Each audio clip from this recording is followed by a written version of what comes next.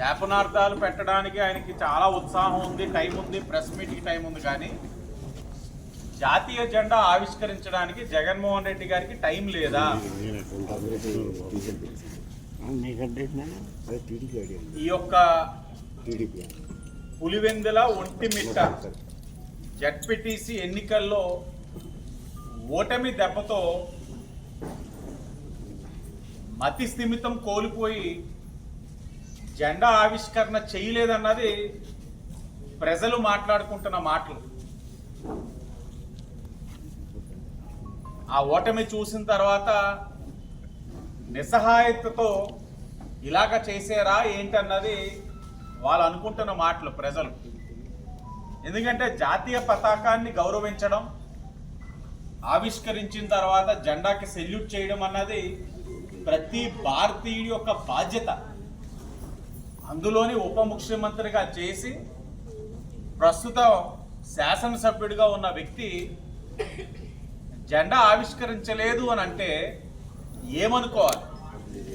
అంటే జెండా అంటే జగన్మోహన్ రెడ్డి గారికి గౌరవం లేదా? రాజ్యాంగం పట్ల నమ్మకం లేదా జగన్మోహన్ రెడ్డి గారు మీకు? లేకపోతే మీరు ఇంకా అధికారంలో ఉన్నప్పుడు రాజారెడ్డి రాజ్యాంగం నడిచేది రాష్ట్రంలో. ఆ రాజ్యాంగంలో ఎక్కడైనా ఉన్నాయా అధికారంలో ఉన్నప్పుడు ఆవిష్కరించాలి, ప్రతిపక్షంలోకి వెళ్ళిన తర్వాత మన జెండాని పట్టించుకోక్కర్లేదు, గౌరవించక్కర్లేదని? ఇది ముమ్మాటికి ఆయన సమాధానం చెప్పాల్సిన అంశం. చంద్రబాబు నాయుడు గారి మీద శాపనార్థాలు పెట్టడమో, ఆ దిగజారుడు రాజకీయాల్లో మానుకొని ఇప్పటికీ మించింది లేదు. ఆయన ఆత్మ పరిశీలన చేసుకోవడం మంచిది. ఎందుకంటే ప్రజలు ఇప్పటికే మీకు 11 సీట్లు ఇచ్చి బుద్ధి చెప్పారు. మీరు మాకు వద్దని తిరస్కరించారు. తిరస్కరించినప్పుడు మనం ఆత్మ పరిశీలన చేసుకోవాలి. ఆయన చెప్పిన మాటలు ఇంకా మాకు గుర్తొస్తా ఉన్నాయి, కొన్ని అధికార అహంతో, మదంతో. కుప్పం మున్సిపల్ ఎన్నికల్ని ఆనాడు వైఎస్ఆర్సీపీ వాళ్ళు అధికార అహంతో నామినేషన్లు వేసిన వాళ్ళు కూడా కిడ్నాప్ చేసేసి అసలు తెలుగుదేశం పార్టీ తరపు నుంచి కుప్పంలో నామినేషన్లు వేయనివ్వకుండా బుల్డోజ్ చేసి మున్సిపాలిటీ నెగ్గిన తర్వాత ఆయన బీఎస్సీ మీటింగ్లో అన్న మాటలు జగన్మోహన్ రెడ్డి గారి, చంద్రబాబు నాయుడు గారు ఒక మొహం చూడాలనుంది, రమ్మనకూడదు ఆయన్ని అని చెప్పి బీఎస్సీ మీటింగ్లోనే మా తెలుగుదేశం పార్టీ ప్రజాప్రతినిధులను ఆయన కోరిన మాటలు గుర్తు చేస్తా ఉన్నా. అంటే అధికార అహంతో ఎలా ప్రవర్తించారన్నది ఎంత జస్ట్ ఉదాహరణ. పులివెందులే ఉదాహరణ తీసుకోండి.